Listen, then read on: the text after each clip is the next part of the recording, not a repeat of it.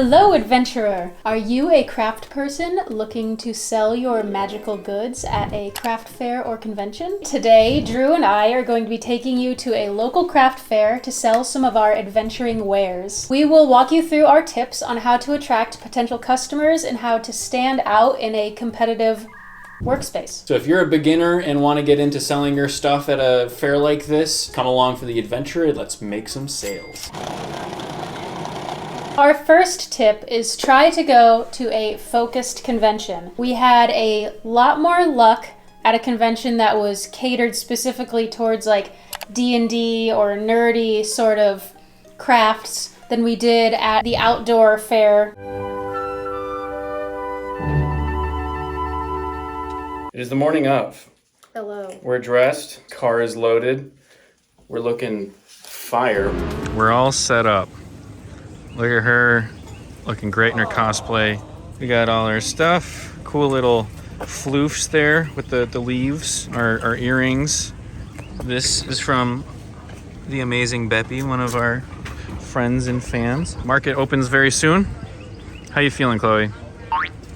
We're gonna rock it. Our last time selling was at a fan convention that was specifically fantasy and D&D stuff, so we did really well there because everybody was there for our stuff. We didn't stand out as well there, or we didn't have as curated of a crowd as we would at a nerd convention. There's kind of two main hurdles with selling. It's convincing the person that your thing is valuable to them, and then convincing the person that your thing is more valuable than the guy next to you. And so when you're at a focused kind of niche convention, that first part is already done. Like everybody's interested in your type of stuff. You just have to kind of bring it down that last stretch.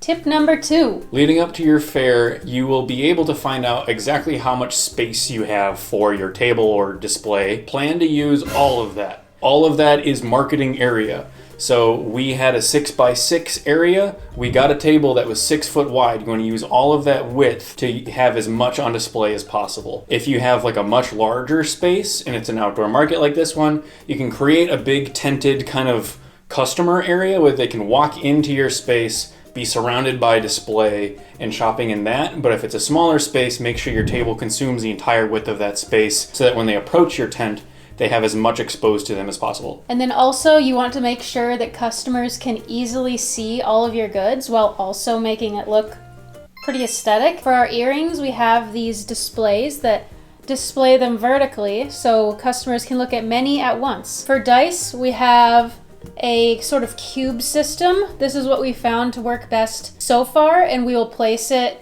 towards kind of the front of the table so customers can look over and look into the dice container. It will vary depending on what you're selling, of course, but this is kind of just what we have found to work for us. We also sell, if you've seen our shop, we sell coasters / dice rollers, and we prop those up on little stands as well so people can see. We're also looking to get a better display for our stickers. Currently, we just kind of spread them out, but I've seen people use like acrylic nail polish holders, and then you put the stickers in those and it'll prop them up in a very easy to view way. Also, if you are on a darker day or if you have a really large tent space, make sure you bring lighting because everything looks better if it's well lit.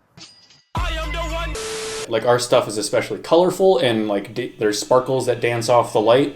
So we had packed our little brick light that we use for filming in case it was not showing well enough with the lighting in the area and actually have our things pop out compared to a more gloomy background. We also brought some kind of aesthetic decor just to kind of attract people to our table. So in the past, we have had a sort of vine, and then we would use fairy lights to kind of border the back of our table. And then we had like a little dice bag in the corner, and then our Everhearth Inn beer mug in the other corner. People would comment on it and be like, oh, that's cute. And then they would also be looking at our products. So having other little decorative pieces just for looks, not for selling, I think that's another kind of way to draw the eyes to your table. So when you're filling out your space, you want to make sure you have eye-catching colors. We had a black table mat, we had our decor, and then we had our eye-catching colorful labels, colorful earrings,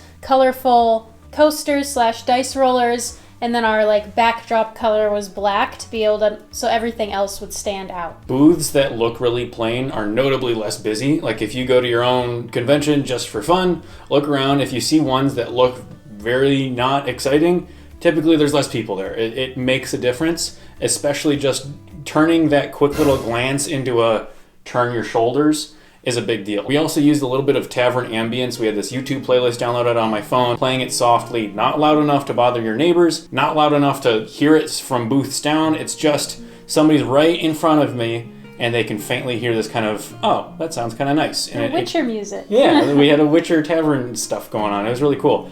And so that kind of completes the package. Another big thing, especially if you're selling outside, is you need to be prepared for the weather.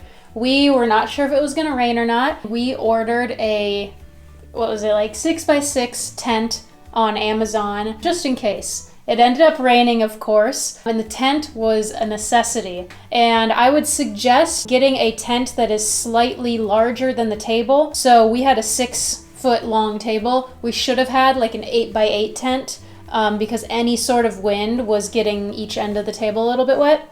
We just moved in our goods a little bit and then it was fine, but a slightly larger tent, if you can get away with it, would be ideal. Make sure you get weights for the tent legs, at least 10 pounds per leg. You can get pre-made things that work perfectly. Just go for those. If you can get some cement blocks or bricks too, that will work if you have them available. They're probably a bit cheaper. Also a nice thing to have is windscreens. We had just one on the back of our tent that we would have used to put our banner up there as well, so it's not just in front of our table, it would have been behind us. But having windscreens on the side would also be a big help to prevent that rain flying in on the sides. Next tip is to make sure that you nail down the process of actually making a sale. You don't really think about how much has to go into that to make it a smooth process. So first of all, make sure you have some method of collecting credit card payments. 99% of the transactions are going to be credit card. Very rarely will you need cash. Credit cards is the main way to go. Square is what we used. It's free to set up. After like $1,000 in sales, they'll collect a few percent of each transaction. It's no big deal. They send you their little credit card reader for free. Just plugs into your phone and it just works. For some cards are too thick for it, but you can manually plug in the number, it's fine. And going along those lines, you do also want to make sure you have some cash on you. With our most recent outdoor convention, it wasn't so much of a big deal, but when we went to the more curated, like nerdy convention, there were quite a bit of younger people there and they had pretty much only cash on them. The things to make sure you do is make sure you can quickly find the price of an item, find it in your credit card processing, whatever, and then make the sale. Those first two parts are more complex than you think. We have everything listed on our site. All of them have fancy names with corresponding pictures. Much easier on the online site. But if somebody says, "Hi, these pink earrings, how much are they?" Go on our website, search through all of our earrings and try and eventually find it. It takes ages. So we had to go in and we made a whole stickering labeling system that was an abbreviated form of the name of the earring so that we could quickly find it in our square. It takes 5 seconds as opposed to 2 minutes. What did we just do, Chloe? We labeled all the earrings. It's late at night. We've been doing this since the end of work. We went through and we labeled easy to reference little stickers for all of our stuff and gave the little price stickers so it's quick to do during the market. Tip number 5, I think is number 5, is to do whatever you can to get your customer falling in love with you forever and ever and ever. They have no choice.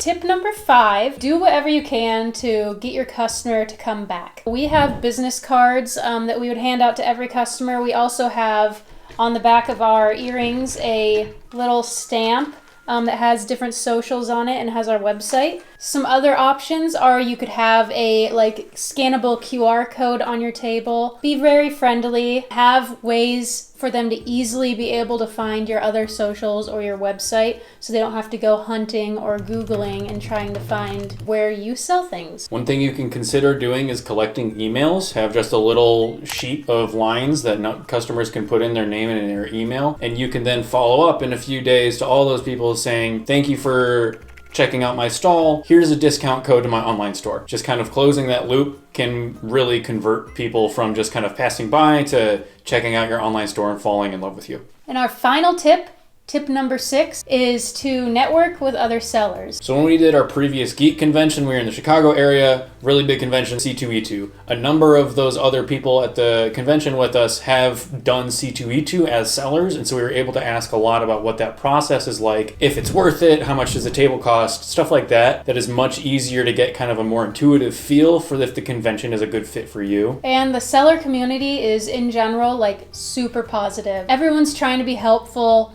At least in our experience, we never had a negative conversation with another seller. We actually met a really cool seller. He makes handmade fantasy lyres and lutes, and he has cool, like, when the Dragonborn comes, you can learn that to play on his instruments.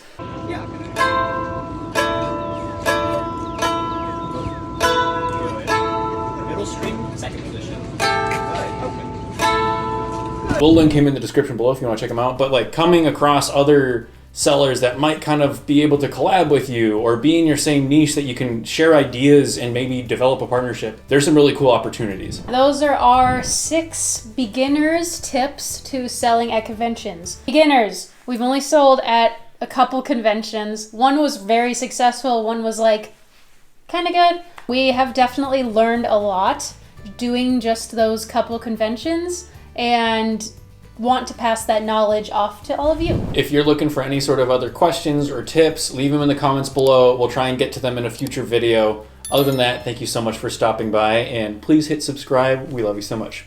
Bye! Bye!